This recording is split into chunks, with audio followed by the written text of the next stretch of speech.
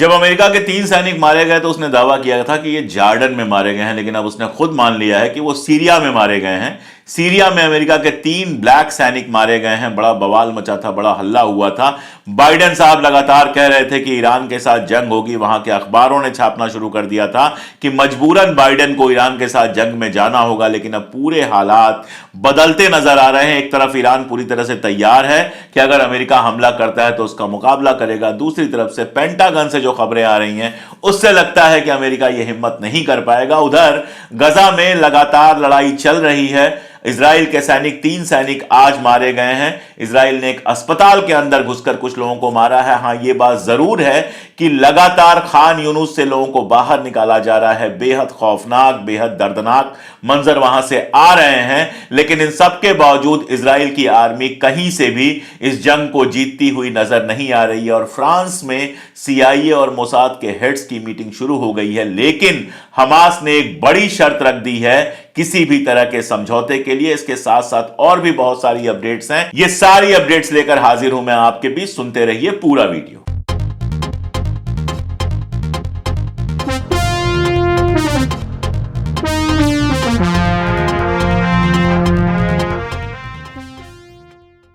नमस्कार, मैं अशोक कुमार पांडे हाजिर हूं TCH पर। फलस्तीन इजराइल के बीच चल रहे जंग की ताजा अपडेट्स लेकर अपने चैनल पर हम लगातार ये अपडेट्स आपको दे रहे हैं।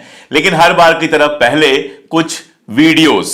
ये लड़की है लैमा जैमस, गजा की रहने वाली है। उम्र आप देख रहे हैं और वहां जर्नलिज्म करने की कोशिश करती है, क्योंकि दुनिया भर के जर्नलिस्ट को गजा जाने की इजाजत नहीं दी है इजराइल ने, और जो है वहां के जर्नलिस्ट उनको लगातार मार रहा है। तो इस तरह के कई छोटे छोटे बच्चे हैं जो लगातार रिपोर्टिंग कर रहे हैं। लमा अपनी इस रिपोर्ट में क्या कह रही है उसको जरा गौर से पढ़िए। वो कह रही है कि हम रफा बॉर्डर तक हमें ढकेल के पहुंचा दिया गया है। इसके आगे कोई जगह नहीं है, इसके आगे हम जा नहीं सकते। हमने सारी दुनिया को अपनी आवाज सुनाने की कोशिश की, लेकिन लोगों ने हमारी नहीं सुनी। हमारी सुनिए, अब यहां पीस कीजिए, अब यहां सीज फायर कीजिए ताकि हम अपने घरों में लौट सकें। कितनी बेशर्म हो गई है दुनिया की इस छोटी सी बच्ची की आवाज उसके कानों तक नहीं पहुंच पा रहे। इसलिए मुझे लगा कि जो लोग मुझे देखते हैं कम से कम उनके कानों तक यह आवाज मैं पहुंचाऊं। हुक्मरानों तक ना पहुंचे, लेकिन कम से कम अवाम तक यह आवाज पहुंचे कि इजराइल फलस्तीन के ऊपर क्या क्या जुल्म ढा रहा है। और इस जुल्म की एक और बानगी आप यहां देखिए, और जिद की बानगी भी देखिए, जहां फलस्तीन के एक बुजुर्ग, एक उम्रसरा इंसान जा रहे हैं अपनी जमीन से, लेकिन कह रहे हैं कि हम फलस्तीन नहीं छोड़ेंगे, हम लौट कर यहीं आएंगे, हम फलस्तीन किसी भी हाल में नहीं छोड़ेंगे। और इन सब के बीच एक और वीडियो दिखाना बहुत जरूरी है। यह वीडियो जब मैंने देखा तो मेरा दिल दहल गया। मुझे लगा कि हम लोग सोचते हैं कि हम लोग इजराइल फलस्तीन पर बहुत बोल रहे हैं, फलस्तीन के हक की बात कर रहे हैं, लेकिन इस आदमी को देखिए। जापान में पिछले 2 महीनों से इसी जगह पर यह आदमी रोज आता है और फलस्तीन की आवाज उठाता है, वहां पर सीज फायर की बात करता है, वहां पर इजराइल जो जुल्म कर रहा है उन जुल्मों का बयान करता है। और इसके साथ में यह भी बता दूं कि अभी जो UNRWA की फंडिंग रोकी गई है उसमें जापान भी शामिल है। वो जापान जिस पर बम गिराकर, हिरोशिमा नागासाकी पर बम गिराकर अमेरिका ने पूरी तरह से तबाह बर्बाद कर दिया था, वो जापान आज 24 घंटे अमेरिका के साथ खड़ा है। उसको फलस्तीन में हो रही तबाही और बर्बादी नहीं दिखती है। वैसे तबाही और बर्बादी की बात याद आती है तो यह याद आता है कि ये वही यहूदी हैं जिनको जर्मनी में क्या क्या नहीं किया हिटलर ने। ऑश्विट्ज जो कैंप था जहां पर सैकड़ों हजारों यहूदियों को मारा गया, वो आपको याद होगा। लेकिन देखिए आज ये क्या कह रहे हैं। आज ये कह रहे हैं गजा पट्टी को ऑश्विट्ज बना देना चाहिए। यानी जो जुल्म इन्होंने झेला, जिस जुल्म की बात कर करके सारी दुनिया से इनको पैसे मिले, हथियार मिले, समर्थन मिला, जिसकी बिना पर ये लगातार फलस्तीनियों के साथ जोर जुल्म करते रहे, आज ये चाहते हैं वही जुल्म फलस्तीनियों के साथ करना। और जब मैं लगातार कहता हूं कि ये सब 7 अक्टूबर को नहीं शुरू हुआ, तो मैं हर बार कोशिश करता हूं आपको ये बताने की कि पहले क्या क्या नहीं हुआ है। यहां पर जो पोस्टर आप देख रहे हैं वो 1972 का पोस्टर है, 1972 का पोस्टर है वो 1972 का, जिसमें गजा पे जो जुल्म ढाए जा रहे हैं वो जुल्म बताए गए हैं। बताया गया है कि कैसे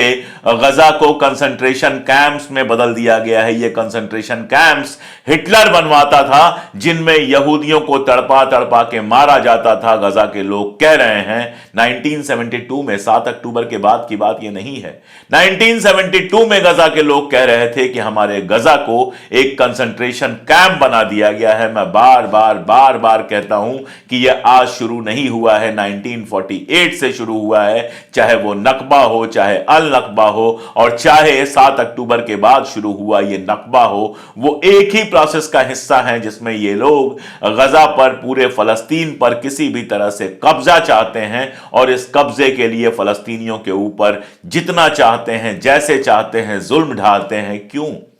इसलिए जुल्म ढा पाते हैं कि एक तरफ अमेरिका, ब्रिटेन और इस तरह के देश इनके सरपरस्त हैं, इनके दोस्त हैं, इनका साथ देते हैं, और दूसरी तरफ अरब मुल्क फलस्तीन की तबाही पर खामोशी बनाकर रखते हैं। यह वीडियो आप देखिए, ताजा वीडियो है, अभी का वीडियो है।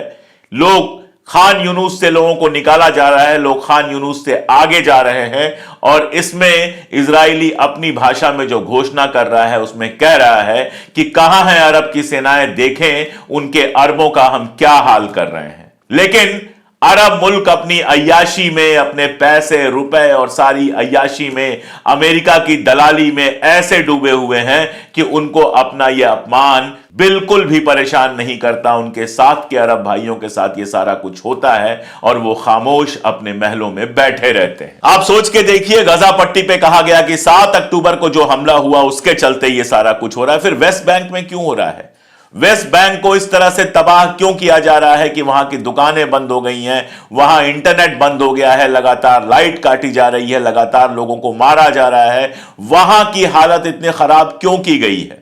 क्योंकि दुश्मनी केवल गजा से नहीं है, क्योंकि दुश्मनी केवल हमास या अल कासम से नहीं है, दुश्मनी इनकी पूरे के पूरे अरब समाज से है।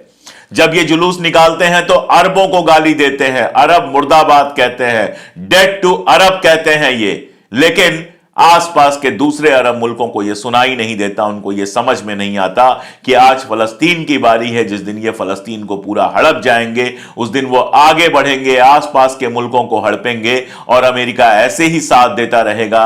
बात सऊदी अरबिया तक भी अगर पहुंच गई तो भी अमेरिका इजराइल के खिलाफ होने वाला नहीं है। लेकिन इसी बीच में आप जानते हैं कुछ मुल्क हैं जो लगातार फलस्तीन में चल रहे इस तबाही बर्बादी के पूरे खेल के खिलाफ बोलते रहे हैं। इनमें सबसे तेज और सबसे तुर्श किसी की आवाज है तो वो ईरान की आवाज है। और आप जानते हैं कि अभी हाल में सीरिया के अंदर जब 3 अमेरिकन मारे गए, 3 अमेरिकी सैनिक मारे गए, और उनकी तस्वीरें देखिए। अमेरिका मरने के लिए सीरिया में किन को भेजता है? ये 3 ब्लैक लोग हैं।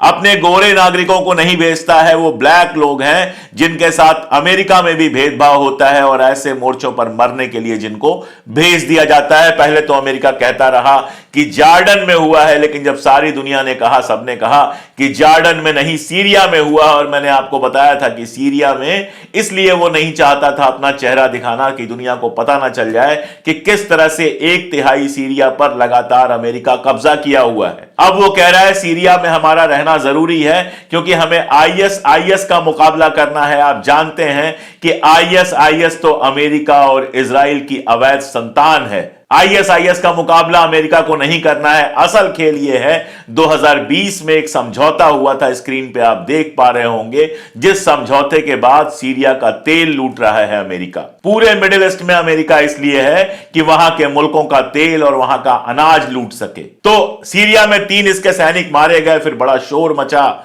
हल्ला हुआ कि अब ईरान पे हमला हो जाएगा। ऐसा लगा हलवा है, अमेरिका आएगा और ईरान को खा जाएगा। ईरान ने 2 बातें बहुत क्लियर की। यूएन के अंदर जो ईरान के प्रतिनिधि हैं, उन्होंने पहली बात तो यह कही कि सीरिया में अमेरिका का होना इल्लीगल है। इल्लीगल तरीके से, गैर कानूनी तरीके से सीरिया में अमेरिका है, यह पहली बात खुल के उन्होंने कही यूएन के मंच पे। और दूसरी बात ईरान ने लगातार कही कि अगर कोई हमला होता है तो हम उसके लिए पूरी तरह से तैयार हैं। ईरान की पूरी आर्मी को रेड अलर्ट पे डाल दिया गया है कि अगर कोई हमला होता है तो इसका पुरजोर मुकाबला किया जाएगा। नतीजा ये कि एक तरफ तो बिडेन बड़ी बड़ी बातें कर रहा है, कह रहा है कि ये कर देंगे वो कर देंगे, दूसरी तरफ पेंटागन कह रहा है कि शायद ईरान भी लड़ाई नहीं चाहता है, हम भी लड़ाई नहीं चाहते हैं। ऐसा लगता है कि शोर शराबा करने के बाद थोड़े बहुत हो सकता है कुछ हरकतें करे अमेरिका, लेकिन मुझे नहीं लगता कम से कम कि वो ईरान के साथ जंग की शुरुआत करेगा। और वो अगर ईरान के साथ जंग की शुरुआत करेगा तो यकीन जानिए पूरे मिडिल ईस्ट में वो जलजला आएगा जो वर्ल्ड वार में बदलने की ताकत रखता है। और अगर वर्ल्ड वार में ये सारा कुछ बदला तो मैं आपको पहले भी बता चुका हूं कि अब दुनिया में एक नई एक्सिस है चाइना और रशिया की। चाइना बहुत साफ कह चुका है इस बात को कि आप जो हैं ये सारी हरकतें जो कर रहे हैं वो गलत है और यूएन सिक्योरिटी काउंसिल में हम इस मसले को उठाएंगे। और उधर रशिया की हालत यह है कि यूक्रेन को अमेरिका ने कह दिया कि भाई अब तुम्हें देने के लिए हमारे पास पैसा नहीं है। आप सब जानते हैं यूक्रेन और रशिया बिल्कुल समझौते की कगार पे पहुंच गए थे, लेकिन अमेरिका और ब्रिटेन को तो फायदा पहुंचाना था अपने हथियार की तिजारत करने वाले व्यापारियों को, तो वो समझौता उन्होंने नहीं होने दिया। यूक्रेन को हथियार पहुंचाते रहे, लड़ाई लगातार चलाते रहे और अब जाकर वो कह रहे हैं कि यूक्रेन को देने के लिए हमारे पास पैसा नहीं है, जब रशिया इस जंग को लगभग जीत चुका है। अमेरिका हर जगह से ऐसे ही भागता है, अफगानिस्तान से भागा, वियतनाम से भागा, बहुत सारे मुल्कों से भागा, इराक से। अभी एक खबर बहुत चल रही है, वेस्टर्न मीडिया में यह खबर चल रही है कि जो इराकी लड़ाके हैं उन्होंने अमेरिका से अपनी लड़ाई फिलहाल मुलतवी कर दी है। इतनी खबर बताई जा रही है, पूरी खबर नहीं बताई जा रही है। पूरी खबर यह है कि इराक की गवर्नमेंट के साथ अमेरिका की लगातार बातचीत चल रही है और अमेरिका वहां से अपनी सेना हटाने के लिए पूरी तरह से तैयार हो गया है। ऐसे में इराकी लड़ाकों ने अपनी लड़ाई फिलहाल सस्पेंड की है ताकि इराकी गवर्नमेंट अपना काम कायदे से कर सके और अमेरिकी उसकी सरजमीन छोड़कर जा सके। लेकिन वो तो मीडिया है कहां का, गोदी मीडिया अमेरिका का। आपको एक खबर मैं बता चुका हूं कि UNRWA जिसका काम है फलस्तीनी जितने के जितने रिफ्यूजीज हैं उनकी मदद करना, उनके लिए स्कूल चलाना, कॉलेज चलाना, उनको मेडिकल हेल्प देना, यह सारा कुछ करता है UNRWA। दरअसल UNRWA को बनाया ही इसीलिए गया था जब इजराइल ने फलस्तीन के ऊपर कब्जा करना शुरू किया तो फलस्तीन के बहुत सारे लोग रिफ्यूजी बन के गए। इजराइल ने भी उसको सपोर्ट UNRWA को इसलिए किया था ताकि वो जहां रिफ्यूजी बन के गए हैं वहां उनको पूरी सहायता मिलती रहे, वो लौट के इजराइल आने की, लौट के अपनी जमीन पर आने की कोशिश ना करें। इसलिए पूरा अमेरिका, ब्रिटेन और बाकी सब UNRWA को फंड करते रहे। अब गजा की इस लड़ाई में UNRWA ने बेहद मदद की वहां के लोगों की, वो इकलौती संस्था है जो मदद कर रही है। और इजराइल लगातार UNRWA के लोगों को मार रहा था और यह प्लान बना रहा था कि कैसे ना कैसे UNRWA को बंद किया जाए। वॉल स्ट्रीट जर्नल में एक खबर निकली कि इजराइल ने बड़े कायदे के सबूत इस बात के दिए हैं कि 12,000 लोगों में से 12 लोग ऐसे हैं जिन्होंने 7 अक्टूबर के हमले में सहायता की। UNRWA ने उन 12 लोगों का कॉन्ट्रैक्ट सस्पेंड कर दिया। उसके बावजूद अमेरिका, ब्रिटेन, जर्मनी, इस तरह के तमाम मुल्कों ने UNRWA को जो फंडिंग थी वो सस्पेंड कर दी। अब खबर यह है कि वॉल स्ट्रीट जर्नल में जिसने यह खबर छापी थी वो IDF की एक्स सोल्जर है, यानी IDF के हिस्सा रह चुकी है, इजरायली डिफेंस फोर्स की तरफ से लड़ाई लड़ चुकी है, यानी इजराइल की सैनिक है। उसने ये रिपोर्ट छापी। ब्लिंकन साहब कह रहे हैं कि सबूत तो कोई नहीं है हमारे पास, लेकिन यह बात बड़ी क्रेडिबल है। दरअसल किस्सा पूरा यह है कि वो UNRWA को पूरी तरह से खत्म कर देना चाहते हैं ताकि फलस्तीनियों की मदद करने वाला कोई ना हो और फलस्तीनी अपनी जमीन छोड़ने पर मजबूर हो जाएं। दुनिया भर के तमाम जो अमेरिका के गिरोह के मुल्क हैं उन्होंने पैसे देने बंद कर दिए हैं। UNRWA ने खुली अपील की है कि आप उसकी मदद कीजिए ताकि वो फलस्तीनियों की मदद कर सके। जो लोग मुझे सुन रहे हैं मैं उनसे कहूंगा UNRWA की वेबसाइट खोलें और वहां जाके उनकी जितनी मदद कर सकते हैं उतनी मदद करें। हालांकि नॉर्वे, आयरलैंड जैसे कई सारे देशों ने यह भी कहा है कि हम सस्पेंड तो नहीं ही करेंगे, हम जितनी मदद देते हैं वो मदद बढ़ा देंगे। दिक्कत यह है कि अरब मुल्क जिनके पास अरबों खरबों की मिल्कियत है, जिनके पास पेट्रोल है, डीजल है, गैस है, जो अमेरिका को कर्ज दिया करते हैं, उनमें से किसी ने आगे आके नहीं कहा कि यूएनआरडब्ल्यूए का खर्चा हम उठा लेंगे। क्यों नहीं कहा, यह बात आप समझ सकते हैं। अमेरिका के डर से बोलने की उनकी हिम्मत नहीं है। उधर अमेरिका में लगातार बाइडेन का विरोध बढ़ता चला जा रहा है। वो जहां जा रहा है, जिस सभा में जा रहा है, उस सभा में हो यह रहा है कि लोग फलस्तीन के पक्ष में बैनर और पोस्टर लेकर पहुंच जा रहे हैं। लोगों को गिरफ्तार किया जा रहा है, लोगों को पकड़ के बाहर निकाला जा रहा है। लेकिन बाइडेन जहां जा रहा है वहां यह हो रहा है, न्यू नॉर्मल बन गया है बाइडेन का, कि बाइडेन जहां जा रहा है वहां पर उसका विरोध हो रहा है। कल की हालत तो यह है कि वहां के एक पब्लिक हाई स्कूल के बच्चों ने बाकायदा फलस्तीन के समर्थन में नारे लगाए, जुलूस निकाला। और इसका हल क्या निकाला है बाइडेन ने, कि बाइडेन की अभी ताजी एक सभा होने वाली थी। उस सभा में बहुत सारे लोगों को बुलाया गया था। वहां पर जो हिजाब पहनने वाली औरतें थीं, उन औरतों को अंदर नहीं घुसने दिया गया, इस डर से कि कहीं ये फलस्तीन की आवाज न उठा दे। और उन औरतों ने वहीं पर खड़े होकर कहा कि ये तो पक्का है कि इस बार हम बाइडेन को वोट नहीं देंगे। और मैं आपको बता दूं कि बाइडेन को अरब मुस्लिम्स का और प्रोग्रेसिव का अच्छा खासा वोट मिलता रहा है। ये बाइडेन का सीधा नुकसान होगा अगर ये सारा वोट बाइडेन को नहीं ट्रंप को मिलता है। हालांकि बाइडेन और ट्रंप में क्या ही फर्क रह गया है। अमेरिका की पूरी पॉलिटिक्स हो या ब्रिटेन की पूरी पॉलिटिक्स हो, ब्रिटेन में कंडीशन यह है कि लेबर पार्टी ने अपने एक एमपी को इसलिए निकाल दिया क्योंकि वो फलस्तीन के सपोर्ट में बोल रही थी, उनको सस्पेंड कर दिया गया। यह कंडीशन हो गई है कि अमेरिका और ब्रिटेन का कोई भी मंत्री, कोई भी सीनेट का मेंबर खड़ा होके आई स्टैंड फॉर इजराइल तो बोल सकता है, लेकिन जो फलस्तीन के फेवर में बोल रहा है उसके खिलाफ इस तरह की कार्रवाइयां हो रही हैं। लेकिन दुनिया भर में अपनी तरह से आवाज उठ रही है, दुनिया भर में अवाम आवाज उठा रही है और उसके असरात भी हो रहे हैं। जो ब्रिटेन ये सारा कुछ कर रहा है, उसी ब्रिटेन गवर्नमेंट की वेबसाइट पर एक बात आती है जो पढ़ के कोई भी चौंक सकता है। वो कहता है कि फलस्तीन का जो गाजा पट्टी का इलाका है उसमें किसी भी तरह का इजरायली कब्जा इल्लीगल है। उस इलाके को आजाद करके फलस्तीन को फ्री स्टेट बनाना होगा। और कहता है कि वहां जो भी बस्तियां बनी हैं वो सारी अवैध हैं। गाजा पट्टी के अंदर इजराइल का कोई हक नहीं है। यह अपनी वेबसाइट पर, गवर्नमेंट ऑफ यूके की वेबसाइट पर आता है। यानी क्या है, अमेरिका पहले ही कह चुका है इस बात को कि गाजा पट्टी पे कब्जा करने का जो पूरा का पूरा प्लान है वो गलत है। अब इंग्लैंड भी कह रहा है कि गाजा पट्टी पर किसी तरह का कब्जा नहीं होना चाहिए। फ्रांस कह चुका है कि जो बफर जोन बन रहा है 1 किलोमीटर का वो गलत है। और लगभग सारे स्टेट में आपको बता चुका हूं, सऊदी अरबिया ने कहा है कि इजराइल के साथ कोई समझौता तभी हो सकता है जब फलस्तीन को फ्री स्टेट बनाया जाए, यानी फलस्तीन को आजादी दी जाए। यह सारा कुछ इस सबके बावजूद है कि ये इजराइल का साथ दे रहे हैं। लेकिन ये इंटरनेशनल प्रेशर जो पड़ा है इस बार, उसने इतनी बात तो क्लियर कर दी है। दूसरा, यूएन के अंदर बिल्कुल क्लियर है ये मामला कि ज्यादातर मुल्क जो हैं वो धीरे धीरे इजराइल के खिलाफ हो रहे हैं।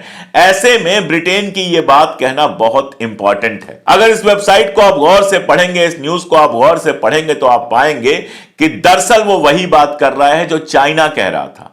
वो कह रहा है कि फलस्तीन को मेंबरशिप देनी होगी यूएन की। एक बार फलस्तीन को यूएन की मेंबरशिप मिल गई तो फलस्तीन के मामलों पर इजराइल जो वीटो लगाता था वो अब नहीं लगा पाएगा। यानी फलस्तीन और इजराइल दोनों इंडिपेंडेंट मुल्क होंगे, दोनों के एक एक वोट होंगे यूएन के अंदर और दोनों सवाल उठा सकेंगे। अभी तक यह है कि फलस्तीन के सारे मामला जो है उनमें इजराइल रोक लगा सकता है। तो यह अपने आप में एक बहुत बड़ी खबर है कि सारी चीजों के बावजूद अमेरिका और ब्रिटेन कम से कम यह खुल के कह चुके हैं कि फलस्तीन को इंडिपेंडेंट करना होगा। याद कीजिए, कई दिन पहले मैंने जो वीडियो बनाया था उसमें मैंने लिखा था और कहा था कि अब फलस्तीन को आजाद होने से कोई नहीं रोक सकता।